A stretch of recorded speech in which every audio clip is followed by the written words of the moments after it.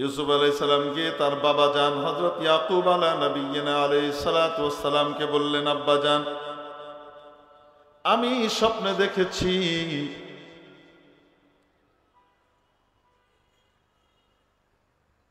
চন্দ্র এবং সূর্যকে রাআই এবং 11টা তারকাকে।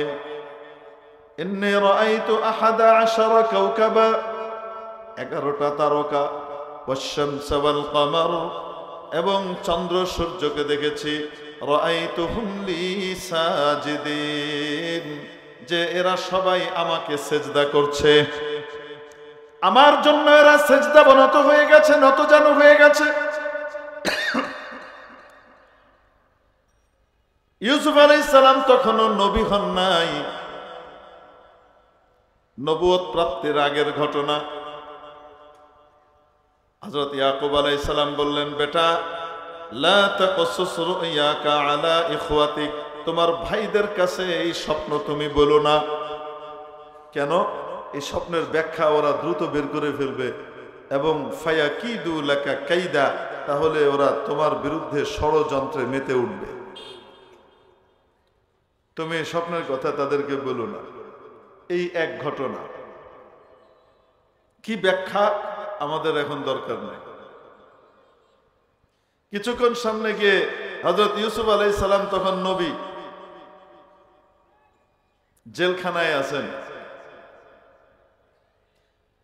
মিথ্যা মামলায় অভিযুক্ত হয়ে নারী কেলেঙ্কারি দিয়ে কোথায় পাঠাইছে? জেলখানায় পাঠাইছে। তৎকালীন শয়তানরা ইউসুফ আলাইহিস সালামের মতো এত ভালো মানুষের গায়ে নারী কেন্দ্রিক কালিমা লেপন করতে দ্বিধা করে নাই। নবীদের ওয়ারিস আলেম ওলামাদের গায়েও এই টাইপের কালিমা লেপন করার জন্য এক ধরনের আবু জেহেল ফেরাউন বাকি থাকবে দুনিয়াতে, ঠিক কি ঠিক না? নারী ঘটিত কেলেঙ্কারি লাগিয়ে জেলখানায় পাঠিয়ে দিবে। ক্ষমতাটা চেঞ্জ হওয়ার সাথে সাথেই আসল জাজমেন্ট বেরোবে, সত্য বের হয়ে আসবে। আল-আনা হাসহাসাল হক হবে এবং বেকসুর খালাস পেয়ে উম্মতের মাথার মুকুটের মতোই আবার উপরে উঠে আসবে, ঠিক কি ঠিক না? মজার ব্যাপার হলো, জেলখানায় পাঠানোর পরও মানুষে বিশ্বাস করে না এটি হাসা, মানুষে জেলে মিশা সব বানোয়া। ইউসুফ আলাইহিস সালাম জেলখানায়, ওই সময় মিশরের বাদশাহ একটা স্বপ্ন দেখলেন। কি দেখলেন? আচ্ছা, মজার ব্যাপার হলো, ইউসুফ আলাইহিস সালাম যে জেলখানায় গেছিলেন জানেন কার কোটায়? কার কোটায় জেলে গেছিলেন? ধুরু, প্রধানমন্ত্রীর কোটায়, আজিজের কোটায়। ওই জমানায় যিনি খাদ্যমন্ত্রী হইতেন উনি প্রধানমন্ত্রী হইতেন। প্রধানমন্ত্রীর মূল দায়িত্ব ছিল খাদ্য নিরাপত্তা নিশ্চিত করা, সকলের পেট জানি ভরে, এটা 1 নম্বর। আজিজে মাসর যিনি ছিলেন উনি শুধু খাদ্যমন্ত্রী ছিলেন না, উনি কি ছিলেন? আরে প্রাইম মিনিস্টার ছিলেন। উনার উপরে ছিলেন বাদশাহ। বাদশার পরবর্তীতেই উনি, সমস্ত পাওয়ার তার হাতে। প্রধানমন্ত্রীর কোটায় জেলে গেছে। আমাদেরও কোন কোন আলেমকে প্রধানমন্ত্রীর কোটাতেই জেলে যাওয়া লাগছে। কি করে দেখায়? শয়তান এসে দেখায়, ওই যে তোমার ভাই আছে না, এটা তোমার লেগে তাবিজ করতেছে। এই যে তোমার হৌর আছে না, তোমার হৌরি, তোমার শাশুড়িটা তোমার নামে তাবিজ করতেছে, এই যে দেখো, স্বপ্নে দেখাই দিছে। তার স্বামীর সাথে তার একটু গন্ডগোল যেতেছে, শয়তান এসে দেখাই দিছে তোমার হৌরি তাবিজ করছে তোমার থেকে সরানোর লেগা। এইবার তো হের হৌরির উপরে খাড়াইছে একেবারে টাইট করে। এরম শয়তান, এরম স্বপ্ন, এগুলো কার পক্ষ থেকে আসে? শয়তানের পক্ষ থেকে আসে। যে সমস্ত স্বপ্নের মাধ্যমে আত্মীয়তার সম্পর্ক নষ্ট হবে, যে সমস্ত স্বপ্নের মাধ্যমে ভাই ভাইয়ের মধ্যে, স্বামী স্ত্রীর মাঝে, বউ শাশুড়ির মাঝে বিভেদ সৃষ্টি হবে, খতরনাক হালত সৃষ্টি হবে, বুঝতে হবে এগুলো শয়তানের পক্ষ থেকে আসতেছে। লা হাওলা পড়তে হয়। ওই যে যেমন নেত্রকোনার ওই লোকের স্বপ্ন, এটা কার পক্ষ থেকে আসছে? কেন এই কাজ করছে বলেন তো? এলেম নাই তাই। সে নিজের বাচ্চাদেরকে জবাই করে দিছে কেন? এত বড় খুন, এত বড় জঘন্য কাজ করেছে আর মনে করতেছে ইবাদত। কেন? এলেম নাই তাই। যদি এলেম থাকতো, এলেম ওয়ালাদের সাথে, ওলামায়ে কেরামের সাথে চলাফেরা থাকতো, উঠা বসা থাকতো, যাওয়া আসা থাকতো, ইসলামের জ্ঞান থাকতো, তাহলে বুঝতো এটা হারাম, এটা শয়তানের পক্ষ থেকে ইব্রাহিম আলাইহিস সালামের স্বপ্ন আর আমার স্বপ্ন এক হতে পারে না। ইব্রাহিম আলাইহিস সালাম আল্লাহর খলিল নবী, নবীর স্বপ্নের ভিতরে শয়তান ঢুকতে পারে না, সেটা আল্লাহর পক্ষ থেকে ওহী হয়। আর আমার আপনার স্বপ্নের ভিতরে শয়তান ঢুকতে পারে, স্বপ্ন ওহী নয়। ধরাটা খাইছে কোন জায়গায়? আলেমকে পরিহার করে চলার কারণে, আলেম থেকে দূরে থাকার কারণে। এলেমওয়ালা থেকে যখন মানুষ দূরে সরবে, শয়তান তাকে গোমরাহ করা, বিভ্রান্ত করা, চুটকির খেল, খুব অল্পতেই তাকে ফাইনাল করে দিবে শয়তান। মেরে মুহতারাম দোস্ত আছিস বুজুর্গ, চতুর্থ প্রকারের স্বপ্ন হলো যেই স্বপ্ন আসে আল্লাহর পক্ষ থেকে। কার পক্ষ থেকে আসে? সত্য স্বপ্ন, যেটা সামনে ঘটতে যাচ্ছে বা অতীতে কিছু ঘটেছে সেটার সমাধান, এই জাতীয় বিষয় আল্লাহ তাআলার পক্ষ থেকে বান্দাকে দেওয়া হয়, বান্দাকে মেসেজ থ্রো করা হয় যে তুমি এইভাবে করো, এইভাবে করো। তো এই রকম স্বপ্নের ব্যাপারে হাদিস শরীফের মধ্যে এসেছে যে এই ধরনের স্বপ্ন হলো ওহীর 46 ভাগের 1 ভাগ। এই হাদিসের এক ব্যাখ্যা হলো যে মানুষ যেটা স্বপ্ন দেখে সেই স্বপ্নটা ওহী যেমন সত্য, আল্লাহর পক্ষ থেকে আসা প্রত্যাদেশ এবং মেসেজ ঠিক তেমনি ভাবে কিছু কিছু স্বপ্ন আল্লাহর পক্ষ থেকে তাকে নির্দেশনা দেওয়া হয়। এই রকম স্বপ্নের ঘটনা কোরআনে কারিমে আছে। খোদ সূরা ইউসুফের মধ্যেই 4টা স্বপ্নের ঘটনা আছে। ভাঙতে গেলে 5টা আর এমনে রাখলে 4টা। কয়টা স্বপ্ন? কয়েকটা স্বপ্নের ঘটনা সূরা ইউসুফে আল্লাহ পাক বর্ণনা করেছেন। ইউসুফ আলাইহিস সালাম গিয়ে তার বাবা জান হযরত ইয়াকুব আলা নবিয়িনা আলাইহিস সালাতু ওয়াস সালামকে বললেন, আব্বা জান, আমি স্বপ্নে দেখেছি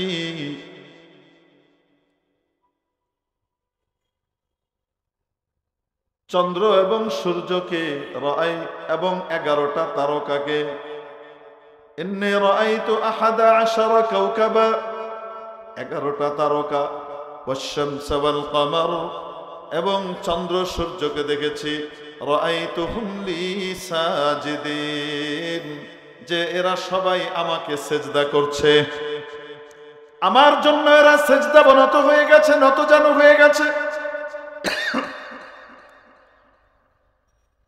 ইউসুফ আলাইহিস সালাম তখনও নবী হন নাই, নবুয়ত প্রাপ্তির আগের ঘটনা। হযরত ইয়াকুব আলাইহিস সালাম বললেন, বেটা, লা তাকসুস রুয়াকা আলা ইখওয়াতিক, তোমার ভাইদের কাছে এই স্বপ্ন তুমি বলো না। কেন? এই স্বপ্নের ব্যাখ্যা ওরা দ্রুত বের করে ফেলবে এবং ফায়াকিদু লাকা কাইদা, তাহলে ওরা তোমার বিরুদ্ধে ষড়যন্ত্রে মেতে উঠবে। তুমি এই স্বপ্নের কথা তাদেরকে বলো না। এই এক ঘটনা। কি ব্যাখ্যা আমাদের এখন দরকার নেই। কিছুক্ষণ সামনে গিয়ে হযরত ইউসুফ আলাইহিস সালাম তখন নবী, জেলখানায় আছেন, মিথ্যা মামলায় অভিযুক্ত হয়ে নারী কেলেঙ্কারি দিয়ে কোথায় পাঠাইছে? জেলখানায় পাঠাইছে। তৎকালীন শয়তানরা ইউসুফ আলাইহিস সালামের মতো এত ভালো মানুষের গায়ে নারী কেন্দ্রিক কালিমা লেপন করতে দ্বিধা করে নাই।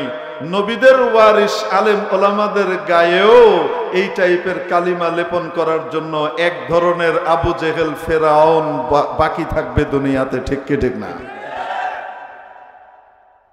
নারী ঘটিত কেলেঙ্কারি লাগিয়ে জেলখানায় পাঠায় দিবে। ক্ষমতাটা চেঞ্জ হওয়ার সাথে সাথেই আসল জাজমেন্ট বেরোবে, সত্য বের হয়ে আসবে। আল-আনা হাসহাসাল হক হবে এবং বেকসুর খালাস পেয়ে উম্মতের মাথার মুকুটের মতোই আবার উপরে উঠে আসবে, ঠিক কি ঠিক না?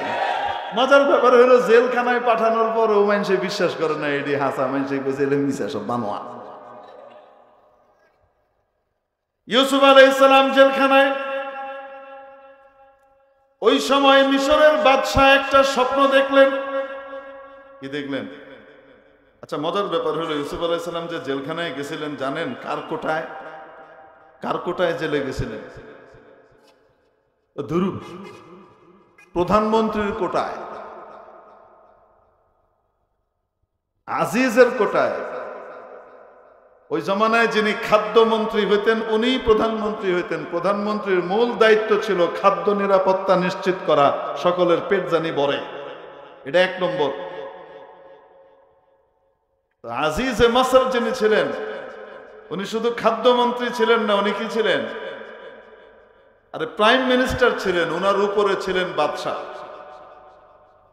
বাদশার পরবর্তীতেই উনি, সমস্ত পাওয়ার তার হাতে। প্রধানমন্ত্রীর কোটায় জেলে গেছে। আমাদেরও কোনো কোনো আলেমকে প্রধানমন্ত্রীর কোটাতেই জেলে যাওয়া লাগছে। যে সমস্ত প্রধানমন্ত্রী আবার সংসদে দাঁড়িয়ে কারো স্ত্রী সম্পর্কে পার্লার কাহিনী বর্ণনা করছে, ঠিক কি ঠিক না? যারা বর্ণনা করে অপমান করতে চেয়েছিল তারা আছে তো? আসতে বলেন না কেন? অমুক আসতে পারবি না, ওয়াজ মাহফিল করতে যাওয়া হবে না, অমুক আসলে বন্ধ করে দেওয়া হবে, অমুকের নাম দিতে হবে, অমুকের নাম দেয়া যাবে না, এই টাইপের তাফালিং 16 বছর চলছে না চলে নাই? যারা আলেম ওলামাকে, নবীর ওয়ারিসদেরকে আসতে বাধা দিয়েছিল তারাই কিন্তু আলেমরাই ঠিক আছে, ঠিক ঠিক। এখন হারিকেন দিয়ে খুঁজেও পাওয়া যাইতেছে না। আহা, কি করুন বিদায়! এত খাওয়া, এত দাওয়া, এত লুটপাট, সারা দেশকে একদম খালি করে তলাবিহীন ঝুড়ি বানিয়ে সবকিছু নিয়ে পালায় যাওয়ার সময় আহা, কপালে 2টা সুটকেসের বেশি জুটলো না। 2 বোনের জন্য 2 দুগুণে 4টা সুটকেস এটা নিয়ে ভাগতে হয়েছে। তারপরেও যদি ছেলেবেলাদের একটু শিক্ষা হয় যে না, এই রকম কাজ করলে এই পরিণতি হতে পারে, অতএব এই কাজ আর ভবিষ্যতে করব না, তওবা তিল্লা করে আল্লাহ ওয়ালাদের সাথে যোগ দিব, ঠিক কিনা?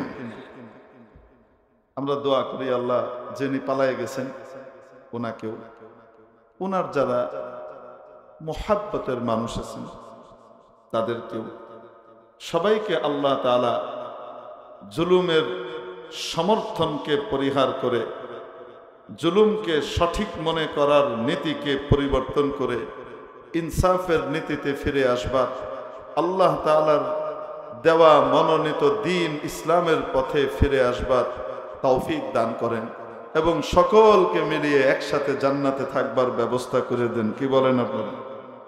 আরে আমিনটা কন্যা একটু কবুল হয়ে যাইতেও তো পারে, ঠিক কি ঠিক না? যদি কবুল হয়ে যায় আল্লাহ তারা যে জান্নাতটা দিবে আপনার আমার কাছ থেকে কমায় দিব না আল্লাহর নিজের পক্ষ থেকে দিব? অতএব হে জান্নাতি হইলে আমাদের অসুবিধা কি? বলেন না সবাই জান্নাতি হয়ে যাক, আমিন। সবাই ভালো হয়ে যাক, বলি আমিন। দেশের বিরুদ্ধে ষড়যন্ত্র করার পথ থেকে ফিরে আসুক, বলি আমিন। বিদেশে বসে দেশের বিরুদ্ধে মিথ্যা প্রোপাগান্ডায় অংশগ্রহণ করা থেকে আল্লাহ ফিরিয়ে দেখ, বলেন আমিন।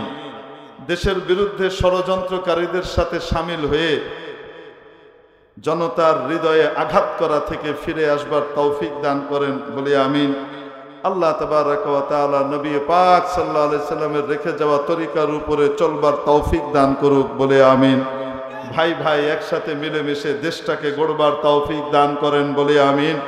ইসলামের বিরুদ্ধ শক্তি যারা আমাদের দিকে চোখ রাঙাচ্ছে তাদেরকে উপেক্ষা করে সত্যিকারের ইসলাম এবং আল্লাহর মহব্বতের মানুষদের সাথে সম্পর্ক গড়ার তৌফিক দান করুন। যাই হোক, মন খারাপ করলেন নাকি? তো প্রধানমন্ত্রীর কোটায় গেছিলেন কে? ইউসুফ আলাইহিস সালাম। প্রধানমন্ত্রী দিতে না চাইলেও উনি জানতেন বেকসুর, কিন্তু হোম মিনিস্টারের চাপ ছিল। হোম মিনিস্টার মানে ওনার বিবি। প্রধানমন্ত্রী যতই ক্ষমতাশালী হন না কেন, বউয়ের কাছে দুর্বল। এই জন্য বউ কইছে তোমার সব কিন্তু কয়ে দিব যদি আমার কথা না শোনো। সেই কারণে কেলেঙ্কারি মাথায় দিয়ে হযরত ইউসুফকে জেলখানায় পাঠানো হলো। ইউসুফ আলাইহিস সালাম জেলখানায় গেলেন, গিয়ে ওখানে আছেন। ওই সময় মিশরের বাদশাহ একটা কি দেখলেন? স্বপ্ন দেখলেন। কি স্বপ্ন দেখলেন? 7টা মোটা তাজা গরু আর 7টা শুকনা গরু, কৃষকায় শুকনো গরু, দুর্বল গরু। অদ্ভুত ব্যাপার হলো এই কৃষকায় দুর্বল গরুগুলো মোটা তাজা হৃষ্টপুষ্ট গরুগুলোকে খেয়ে ফেলল। আবার দেখলেন 7টা শীষ, সেটা কি ধানের শীষ নাকি গমের শীষ আল্লাহ জানে।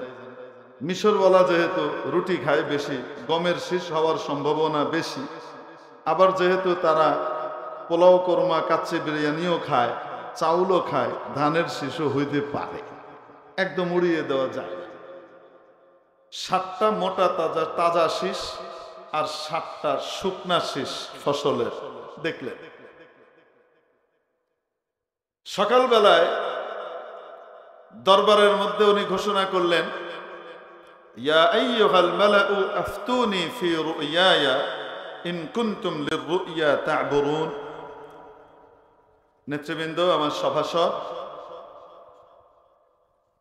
তোমরা আমার এই স্বপ্নটার ব্যাখ্যা দাও তো, যদি তোমরা দিতে পারো দেখি। তোমরা তো অনেক সময় মহাজ্ঞানী হিসেবে স্বপ্নের ব্যাখ্যা ট্যাখ্যা দাও, তো আমার এই স্বপ্নটার একটু ব্যাখ্যা দিয়ে দাও দেখি। তো উপস্থিতেরা বলল, আদগাস ওয়া আহলাম, অর্থহীন স্বপ্ন, এই স্বপ্নের কোনো অর্থ নেই, অযৌক্তিক। এই অযৌক্তিক স্বপ্ন, যুক্তিহীন স্বপ্নের কোনো যুক্তি আছে না? বুঝেন না মনে? কেন অযৌক্তিক স্বপ্ন? নাম্বার 1, গরু কোনোদিন গরুরে খায় না। আরে কয় না কেন? বাঘ বাঘরে খায়, বাঘের বাচ্চারে খায় না। মাছ মাছরে খায়, বড় মাছ, গজার, তারপরে আর কি আছে, বোয়াল, এগুলি ছোটগুলারে কি করে? খেয়ালায়। আর খাদ্যের প্রভাব খাদকের উপর পড়ে। খাদ্যের প্রভাব কিসের উপর পড়ে? খাদকের উপর পড়ে। এটা মানসুস আলাই মাসালা। রাসূল পাক সাল্লাল্লাহু আলাইহি ওয়াসাল্লাম ইরশাদ করেন, তোমরা বেশি বেশি উট খাও। কি খাও? উট খাও। কেন? উটের মধ্যে গায়রত অনেক বেশি। তো হুজুর, গায়রত কি জিনিস? কইতেছি একটু পরে। উটের মধ্যে গায়রত অনেক বেশি, আত্মমর্যাদা বোধ, আত্মসম্মান বোধ অনেক বেশি। অতএব তোমরা যদি উট খাও, তোমাদের ভিতরেও এই গুণটা তৈরি হবে।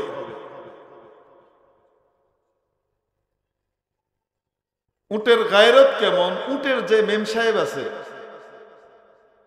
এই মেম সাহেবের দিকে যদি আরেক উট প্রেমময় দৃষ্টিতে তাকায়, ওই উটরে কামড়ায়া হুতানির আগ পর্যন্ত সে থামে না।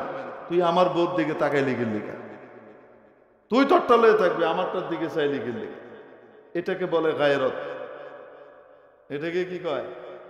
সহজে বুঝাই দিল। বুঝছেন না কি কইছে? তাহলে উট খেলে মানুষের ভিতরে গায়রত তৈরি হয়। তার স্ত্রীর দিকে অন্য কেউ অন্য দৃষ্টিতে তাকাবে বা সেটা ভাববে, সে ওইটা সহ্য করতে পারে না। এবং সহ্য করতে না পারাটা মানবতা, মনুষ্যত্বের লক্ষণ, না হলে শুয়োরের আলামত। অপরদিকে শুয়োর খেতে আল্লাহ নিষেধ করে দিয়েছেন, হারাম। শুয়োর খাওয়া হারাম কেন? অনেক কারণ আছে। তার মধ্যে একটা হলো শুয়োরের খাচ্চত। পৃথিবীতে একমাত্র প্রাণী হলো শুয়োর, অন্য কোনো প্রাণীর ভিতরে এই জিনিস নাই। একমাত্র প্রাণী শুয়োর, যেই প্রাণীর মেম সাহেবের সাথে যদি আরেকজন এসে কাট আউট লাগায়, আরেক শুয়োরে যদি তার বউর সাথে আকাম করে, তো তাহলে এই স্বামী শুয়োর খুশির চোটে এই যুবক যারা কাম করতেছে এদের চারিদিকে নাচতে নাচতে ঘুরতে থাকে, নাচতে থাকে, আমার বউরে বেহাই পছন্দ করি, কি সুন্দর।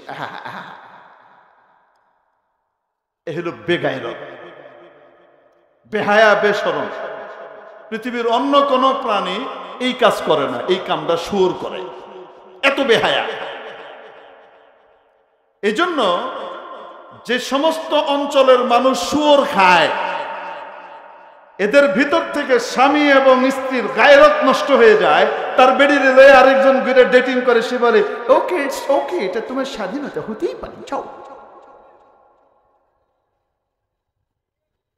বুঝাইতে পারি নাই মনে হয়? তো খাদ্যের আসর যেহেতু, প্রভাব যেহেতু খাদকের উপর পড়ে, এই কারণে আমরা যেহেতু মাছে ভাতে বাঙালি না, বেশি মাছ খাই, আর মাছের স্বভাব হলো বড়টা ছোটটারে খেয়ালায়। এজন্য আমাদের সমাজে বড় যেটা হয় এটা ছোটটারে খেয়ালায়, এটা ঠিকবার দেন। অবাস্তব না বাস্তব? যাই হোক, তো মাছ মাছকে খায়, কোন গরু কোনদিন কোন গরুকে খায়। তো উপস্থিত সভাসদরা বলছে যুক্তিহীন স্বপ্ন, অযৌক্তিক, অবাস্তব স্বপ্ন। কেন? কারণ গরু কখনো গরুকে খায় না, এটা গরুর সাথে যায় না। 2 নম্বর যুক্তিহীনতা হলো, যদি কিছুক্ষণের জন্য ধরে নেই যে গরু গরুকে খেতেও পারে, তাহলে যুক্তি বলে মোটা তাজা হৃষ্টপুষ্ট গুলা দুর্বল গুলাকে খাবে, হৃষ্টপুষ্ট গুলাকে দুর্বল গুলা খাবে, এটা হইতে পারে না। বুঝাতে পারিনি? আদগাসু আহলাম, এটা ফালতু স্বপ্ন।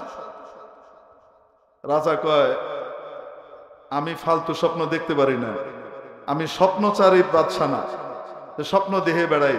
71-এর স্বপ্ন দেখছে বঙ্গবন্ধু ব্রিজ হয়ে গেছে, টানেলের স্বপ্ন দেখছে 45 বছর আগে টানেল হয়ে গেছে, অমুক টমুক কি কি স্বপ্ন দেখছে, যাই হয় হেডাই নাকি স্বপ্ন।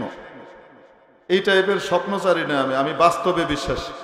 আমি স্বপ্ন কম দেখি, অত স্বপ্ন দেখি না, আমি বাস্তবে চলি। এটার অর্থ আছে বলো?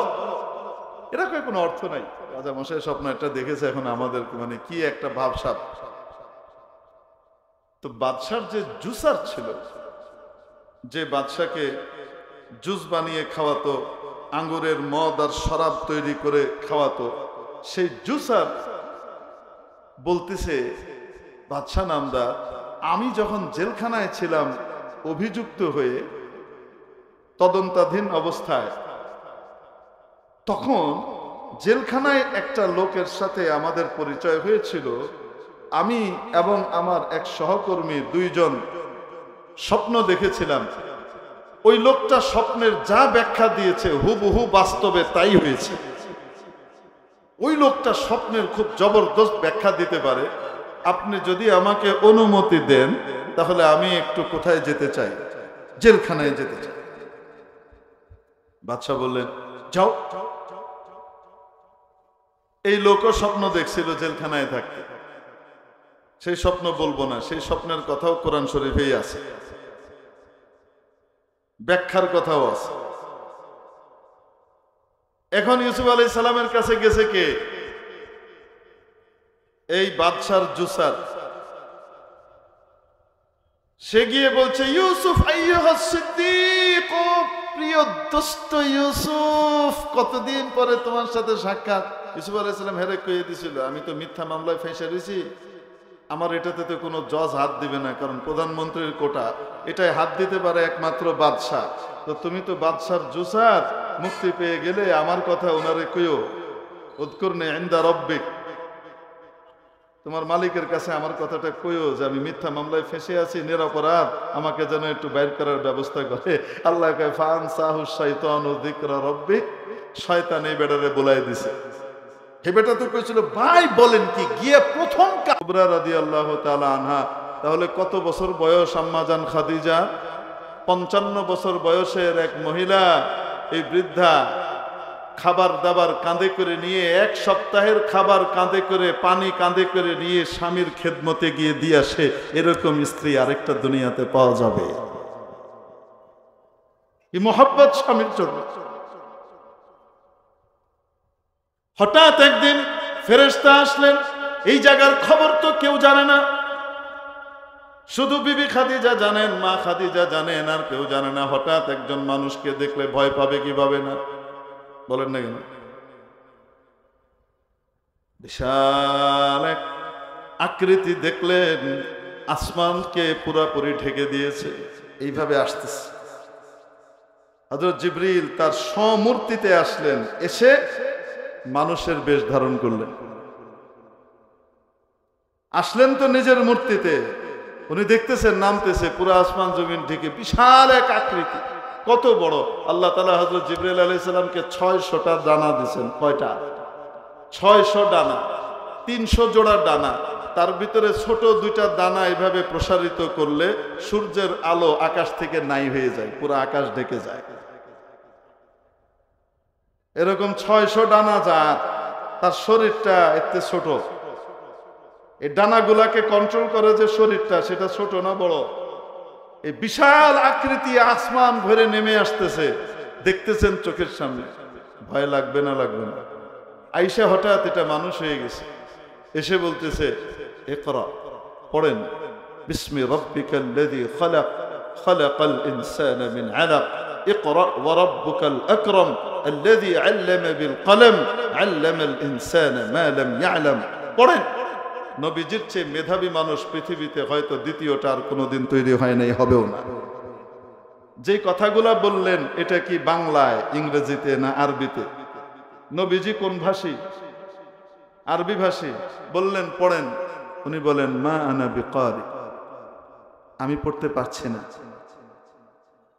আবার বললেন পড়েন, পড়তে পারছি না।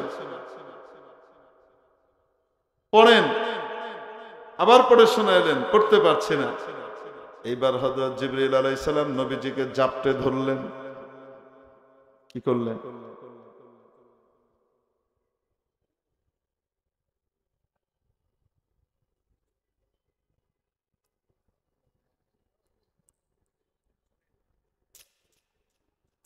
জিবরাইল আলাইহিস সালাম নবীজিকে কি করলেন? জাপটে ধরলেন। মঞ্চে যারা থাকবে, মঞ্চের দায়িত্বে, তাদের প্রতি সুনির্বন্ধ অনুরোধ, মেহমান মেহমানের মতো আসতে থাকবেন। গুরুত্বপূর্ণ অতিথিরা আসবেন, ব্যস্ততা থাকলে আবার যাবেন, আবার আসবেন, খুবই স্বাভাবিক। কিন্তু কোনো মেহমান আসাকে কেন্দ্র করে মঞ্চে এমন কোনো পরিস্থিতি তৈরি করা যাবে না যে অডিয়েন্সের অ্যাটেনশন নষ্ট হয় এবং তারা আলোচকের আলোচনা শোনা বাদ দিয়ে মেহমানের দিকে আর মঞ্চের পরিস্থিতির দিকে তাকিয়ে থাকে। এই উৎপাতের শিকার 16 বছর হয়েছি। আমরা আশা করি সামনে কখনো আর হব না। আল্লাহ কবুল করেন বলি আমি। এটা মঞ্চওয়ালাদের দায়িত্ব, মেহমানকে ওইভাবেই একরামের সাথে সুন্দর করে সম্মানের সাথে নিয়ে আসা এবং সম্মানের সাথে বিদায় করা, এমন পদ্ধতিতে, এমন ভাবে যেন মেহমানের সম্মানও বহাল থাকে, আবার জনতার অ্যাটেনশনও ঠিক থাকে। আজাদ ভাই আমার খুব প্রিয় মানুষ, তো কাছের মানুষ, এর লেগে টাইট কথাটা ওনারে কইতে পারে, সবাই কইতে পারি না। আর কয় না কেন? একদিন 2 দিনের পরিচয় যার সাথে, তারা কি রাগ হইলে কইতে পারে নাকি? কিছু রাগ হইলেও কিছু কইতে পারে না। হ্যাঁ না না ঠিক আছে, ইটস ওকে। আর যার লগে ইয়ারের দোস্তি ছোটবেলা থেকে, উল্টা পাল্টা কিছু সালার সালার তোর খেল দোস্তরে, এটি কম যায়, রাগের কথা দোস্তরে কম যায়, কিন্তু খুব কাছের না হইলে সবকিছু পাওয়া যায় না। ঠিক কি ঠিক না? আপনারা অসন্তুষ্ট হইলেও কিছু মনে করেন না, কোনো উপায় নাই, কারণ ঠটকাটা বেড়ারা দাওয়াত দিচ্ছেন, এটা কইবই। এই কৌনের কারণে ভিতরে গেছে, কৌনের কারণে বেরিয়েছে, কৌনের কারণেই তো ভিতরে গেছে। তো যাদের একবার ভিতরে যাওয়ার অভ্যাস হয়ে যায়, তারা বারবার যেতে পারে, ওই বয়ান থাকে না। কি বলেন আপনারা? আল্লাহ তাআলা যে জালিম শাহের ফেরাউন শাহের কবল থেকে এই উম্মতকে, এই জাতিকে, এই দেশকে মুক্তি দিয়েছেন। দোয়া করেন আল্লাহ হয় এদেরকে হেদায়েত দিক, নতুবা জীবনে কোনোদিন যেন এদেরকে এখানে আর না আনে। আল্লাহুম্মা আমিন। যাই হোক, রাসূল পাক সাল্লাল্লাহু আলাইহি ওয়াসাল্লামকে যখন বলতেছেন পড়েন, উনি পড়তে পারছেন না, বলেন মা আনা বিকারি। রাসূল বলেন তারপরে আমাকে এভাবে চাপ দিয়ে বুকে জাপটে ধরলেন। কে? জিবরিল। এমন ভাবে জোরে জাপটে ধরলেন, হাত্তা বালাগা মিন্নিল জাহদ হাত্তা বালাগা মিন্নিল জুহুদ। সহজ বাংলায় এমন ভাবে জাপটে ধরলেন আমার প্রাণ বায়ু বের হবার উপক্রম হলো। এটা আরবি মুহাওয়ারা, এই মুহাওয়ারা না বুঝলে ঝামেলা আছে। আমি কষ্টের সহ্যের শেষ সীমায় পৌঁছে গেলাম, এমন জোরে আমাকে জাপটে ধরলেন। জাপটে ধরে ছেড়ে দিয়ে বললেন পড়েন।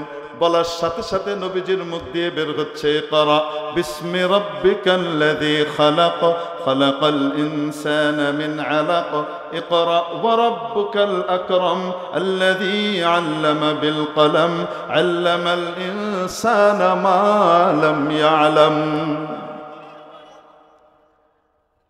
পরপর করে নবীজির মুখ দিয়ে বের হচ্ছে। আমাদের মানুষকে ফরফরায় কই আছে, আমাদের মানুষ কি বলে? ফরফরায়া হয়ে যাচ্ছে বলে, কি বলে না? এরকম একদম ফটফট করে নবীজির মুখ দিয়ে কি হলো, পুরাটুকু বের হয়ে আসে। মুফাসসিরিনে কিরাম লেখেন, মুহাদ্দিসিনে কিরাম, মুহাদ্দিস বিশারদরা নবীজির সাহাবীদের কাছ থেকে শুনে লিখেছেন, ইলমে ওহী কোরআনে কারীম আসমানি ইলম একা একা পড়ে, একা একা জেনে, একা একা বুঝে কখনো অর্জন করা যায় না। আসমানি ইলম পাবার জন্য আল্লাহর সাথে সরাসরি সূত্রে নিবন্ধিত হওয়া শর্ত। রব্বুল আলামিন কোরআনে কারীম ডাইরেক্ট একটা কিতাবের আকারে নবীজির কাছে পাঠিয়ে দিতে পারতেন কিনা? তা না পাঠিয়ে নিজের কাছ থেকে জিবরিলকে পাঠিয়েছেন, যাও জিবরিল যে আমার হাবিবকে দাও। আল্লাহর হাবিবের চেয়ে শক্তিশালী আত্মা এবং রূহ পৃথিবীতে আর কারো কোনোদিন জন্ম নেয় নাই, হবেও না। এত কঠিন মানসিক শক্তি সম্পন্ন মানুষের কাছে যখন কোরআন দেওয়া হলো, পড়তে পারছেন না কেন? সূরা মুজাম্মিলের সামনে আছে কেন? কারণ ইলমে ওহী কিতাব থেকে, বই থেকে, ইন্টারনেট থেকে আসে না, সিনা থেকে সিনায় যায়, সোহবতের মাধ্যমে আসে, সংস্পর্শের মাধ্যমে আসে। জিবরিল আমিন যখন নবীজিকে জাপটে ধরে সোহবত দিয়েছেন পরিপূর্ণ, সিনার সাথে সিনা লেগেছে, সিনা থেকে সিনায় কোরআন মুন্তাকিল হয়েছে, স্থানান্তরিত হয়েছে। যখন জিবরিল চলে গেলেন, জিবরিলের যে বিশাল আকৃতি নবীজি দেখেছিলেন, দেখার কারণে নবীজি ভীত সন্ত্রস্ত হয়ে মনে করলেন কোন জিন টিন কিনা। ভয়ের চোটে কাঁপতে কাঁপতে কাঁপতে কাঁপতে বাড়িতে এসেছেন। হযরত খাদিজা দেখে অবাক, এই সময় তো ওনার আসার কথা না, বাড়িতে এসে পৌঁছেছেন। আসার পরে বলেন জাম্মিলুনি জাম্মিলুনি, আমাকে কম্বল দিয়ে ঢাকো, আমাকে কম্বল দিয়ে পেঁচাও। মানুষের যখন জ্বর আসে তখন কাঁপে না, শীত লাগে না, তখন কি কয়? কম্বল দাও। একটা দিলে কাম হয় না, অনেক সময় দুইটা দাও, আরে লেপ দাও, হয় কি হয় না অনেক সময়। কাঁপুনি দিয়ে যখন জ্বর আসে, নবীজি ভয়ে কাঁপতে কাঁপতে এসে পৌঁছেছেন। যে বিশাল আকৃতি হযরত জিবরিলের দেখেছেন, এটা মানুষের পক্ষে তো দেখে সহ্য করা সম্ভব না। নবীজি বলে দেখে এখনো কি হন নাই, হার্ট ফেল করেন নাই, মারা যান নাই। আসছে জাম্মিলুনি জাম্মিলুনি, অন্য রিওয়ায়াতে এসে দাসিরুনি দাসিরুনি, একই অর্থ। মোটা কাপড় দিয়ে, কম্বল দিয়ে, লেপ দিয়ে আমাকে পেঁচাও। ওনাকে কম্বল দিয়ে ভালো করে পেঁচিয়ে রাখা হয়েছে। কিছুক্ষণ পরে আস্তে আস্তে হয়েছে, উনি বলছেন ইন্নী আখশা আলা নাফসি, আমি আমার নিজেকে নিয়ে ভয় পাচ্ছি, আমার প্রাণকে নিয়ে ভয় পাচ্ছি, মনে হয় আমি মারা যাব, আমি মনে হয় বাঁচব না। হযরত খাদিজা রাদিয়াল্লাহু তাআলা আনহা তৎক্ষণাৎ রাসূল পাক সাল্লাল্লাহু আলাইহি ওয়াসাল্লামকে সান্ত্বনা দিলেন, ওয়াল্লাহি লা ইউখজিকাল্লাহু আবাদা, কসম আল্লাহ, কখনোই আল্লাহ আপনাকে অপমানিত করবেন না, আপনাকে পাগল বানাবেন না, আপনাকে জিন দ্বারা তাড়িত করে মাতলামি আর পাগলামি করাবেন না, আপনার সম্মান নষ্ট করবেন না, আপনার অপমান কখনো হতে দিবেন না। কেন? ইন্নাকা লাতাসিলুর রহিম ওয়া তাহমিলুল কাল। এভাবে একটার পর একটা নবীজির গুণাবলী বললেন। এই কাজগুলা যে করে, জনগণের সেবায় যে নিজেকে শেষ করে দেয়, নিজে না খেয়ে অন্যকে খাওয়ায়, আত্মীয় স্বজনের বোঝা যে মাথায় উঠায় এবং ধনী গরিব নির্বিশেষে সকলের জন্য নিজের দস্তরখানকে উন্মুক্ত করে রাখে, মেহমানকে সম্মান করে, ওয়াতা করে দাইফ, আপনি মেহমানের সম্মান করেন, ওয়া তাহমিলুল কাল, আপনি সকলের বোঝা উঠান, যারা সমাজের বোঝা তাদের দায় দায়িত্ব আপনি নিজ কাঁধে তুলে নেন, আপনি সকলের পিছনে আত্মীয়তার সম্পর্ককে বহাল রাখেন, অটুট রাখেন। যখন সকলে আত্মীয়তার সম্পর্ক ছিন্ন করে, আপনি সেই ছিন্ন করা সম্পর্ককে জুড়ে দেন। আপনি এত ভালো ভালো সামাজিক কাজগুলা করেন, কখনোই আল্লাহ আপনাকে অপমান করতে পারে না। গেলেন নিজের এক আত্মীয়ের কাছে, তারপরের ঘটনা পরে। নবীজি যে কম্বল আবৃত হয়ে এসেছিলেন 3 বছর পর, কত বছর পর? এই 3 বছর ওহী বন্ধ। আল্লাহু আকবার বলেন না। কয় বছর ওহী বন্ধ? 3 বছর। এরপরে 3 বছর পর মানে এটাকে সইতে দিলেন আল্লাহ তাআলা, অ্যাবজর্ব করতে দিলেন, অ্যাডজাস্ট হয়ে সারছে।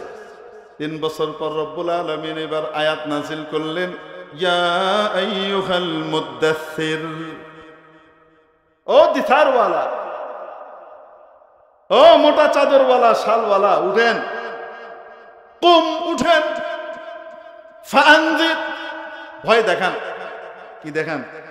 এজন্য আমাদেরকে কয়, হুজুর আপনারা পজিটিভ কথা বলতে পারেন না, খালি নেগেটিভ কথা বলেন, খালি জাহান্নামের কথা বলেন। আরে আল্লাহ রাসূলকে তো প্রথমে আল্লাহ কইছে ভয় দেন, কোন না কেন? আনদির, এই জন্য ভয়ও দেখাইতে হবে, সুসংবাদও দিতে হবে, ঠিক কি ঠিক না? শুধু মিঠা মিঠা ওয়াজ করলে চলবে না, তিতা ওয়াজ যেগুলা সেগুলাও করা লাগবে, যেগুলা শুনলে গাই লাগে। বোনের হক না দিয়ে ভাই বিভিন্ন সিস্টেমে মেরে দেয়, এরকম নেককার পরেশগার ভাই আছে না নাই? তুই কেলে গেল, তুই তো এটা খারাপ কথা, তুই তো আইলে তো যারে আমরার বাইতেই থাকবে, আমরা নয় থাকবে, ওর বাইতে লয়ে যাইতে গাকারে, বাড়ির বাড়িতে ভাগ করবে গেলে গায়ে মাল দিবার চায় না, টাল্টি বাল্টি করে। এরকম লোক আমাদের দেশে আছে না নাই? আবার দিলেও সবচেয়ে পচা জায়গা যেটা, দাম টাম তেমন নাই, হেডা কোনো মতে দিয়ে দেয়। এরম ভাই আমাদের দেশে আছে না নাই? নাই মনে হয়। আবার উল্টা এমন বইনও কিন্তু আছে, দাজ্জালের মেম সাহেব, এরম বইনও কিন্তু আছে, যেই বোন এসে সরকারি হাইকোর্ট দেখায়া আল্লাহ তার বরাদ্দে যতটুকু দেখাইছে দিছে, তার চেয়ে বেশি ভাইয়ের কাছ থেকে কেড়ে লয়ে যায়। সমান সমান অধিকার আমাকে দিতে হবে, রাষ্ট্রীয় আইন। বেটা, রাষ্ট্রীয় আইন রাষ্ট্রে তৈরি করছে কেডায়? হে আল্লাহর আইন দেওস না? এই টাইপের 2 নম্বরই কাজ যারা করে, এদেরকে সতর্ক করার বিষয়টাও বলতে হবে, কি হবে না? এটা শুনলে একটু তিতা লাগে আর কি। কুম ফাআনজির। কিছুদিন পরে আল্লাহ তাআলা নবীজিকে আবার আদর করে বলতেছেন। কিভাবে বলতেছেন? আদর করে, এই কম্বলওয়ালা, আরে উঠেন কম্বলওয়ালা, একটু উঠেন। কি কয়? তো আল্লাহ তাআলা নবীজিকে যখন কম্বলওয়ালাকে ডাক দেয়, তখন এটা কেমন মায়া ভরা ডাক, কন্ত দেখি। মায়া আর মায়া, ভালোবাসা আর ভালোবাসার। আমারে কয় গরম বয়ান করুন লাগবে। ইয়া আইয়ুহাল মুজাম্মিল, এই কম্বল আবৃত ব্যক্তি, এই যে শুনছেন আপনি, বুম, উঠেন, একটু জাগেন। কুমিল লাইলা, রাতের বেলায় একটু জাগেন। আপনার সাথে আমার একটা স্পেশাল খাতির আছে না? এটা রাতে একা একা, আমি আর আপনি, 1 to 1। কুমিল লাইলা ইল্লা কালিলা, সারা রাত জাগেন, একটু কম হইলেও চলে। তো নবীজি এবং নবীজির সাথে সাহাবীরা সবাই রাত জাগা শুরু করে দিছে। সুবহানাল্লাহ। সারা রাত্রে একটুখানি ঘুমায়। প্রায় 10 বছর গেছে। কয় বছর? 10 বছর যাওয়ার পরে আল্লাহ তাআলা এবার কি করলেন? একটু হালকা করে দিলেন। থাক, সারা রাত এত বেশি জাগার দরকার নাই, নিসফা, অর্ধেক, আবিন কুসমিনহু কালিলা, অথবা অর্ধেকের চাইতে একটু কম ঘুমাইলেন, বাকিটুক জাগলেন। আউজিদ আলাইহি, অথবা অর্ধেকের চাইতে বেশি ঘুমাইলেন, একটুখানি জাগলেন, কিছুক্ষণ জাগেন। ওয়ারাত্তিলিল কুরআন তারতিলা, এবং কোরআনকে থেমে থেমে সুন্দর করে ধীরে ধীরে পড়েন। যখন ধীরে ধীরে থেমে থেমে তাহাজ্জুদের ভিতরে কেউ কোরআন পড়ে, তার সাথে যেন মাওলার কথাবার্তা চলতে থাকে। কথাবার্তার ভিতরে তাড়াহুড়া নাই, কথাবার্তার ভিতরে মজা আর রস। ঠিক কি ঠিক না? ইন্না সানুলকি আলাইকা কাওলান সাকিলা, আমি আপনার উপরে অত্যন্ত ভারী একটা বাণী নাজিল করেছি, অনেক ভারী বাণী নাজিল করছি। ওহী এত ওজনদার ছিল, যখন আসতো নবীজি উটের উপরে বসা থাকলে উট দাঁড়িয়ে থাকতে পারতো না। একটা উট একটা 3 টনি ট্রাকের মতো, 4 টনি ট্রাকের মতো মাল নিতে পারে।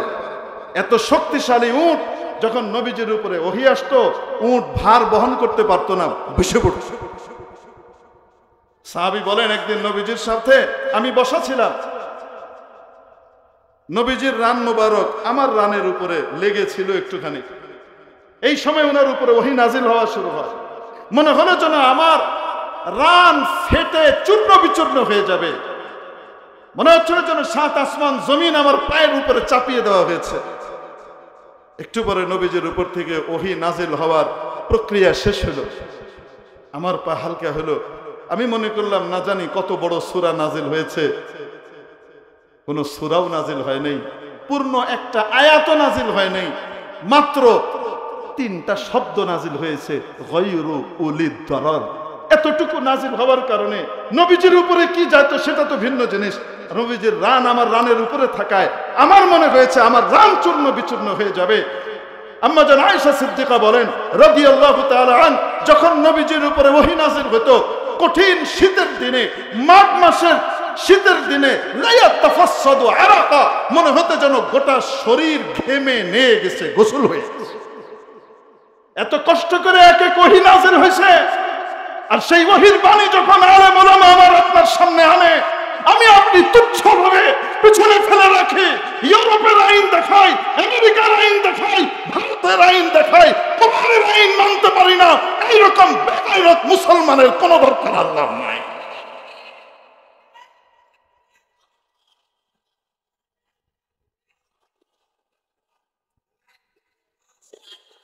আল্লাহ তাবারাকা ওয়া তাআলা আমাদেরকে কোরআনের উপর আমল করবার তৌফিক দান করেন, নবীর ওয়ারিসদের সাথে চলবার তৌফিক দান করেন, তাদের দিক নির্দেশনায় কোরআন বুঝবার, কোরআন মানবার, কোরআনের উপর আমল করবার তৌফিক দান করেন। নিজেদের বাচ্চাদেরকে খাঁটি ওয়ারিসুল আম্বিয়া, নবীদের ওয়ারিস আলেম ওলামা হাফেজে কোরআন আলেমে বা আমল বানানোর জন্য যথাযথ উদ্যোগ নেবার তৌফিক দান করেন। ওয়া আখিরু দাওয়ানা আলহামদুলিল্লাহি রাব্বিল আলামিন। আসসালামু আলাইকুম ওয়া রাহমাতুল্লাহ।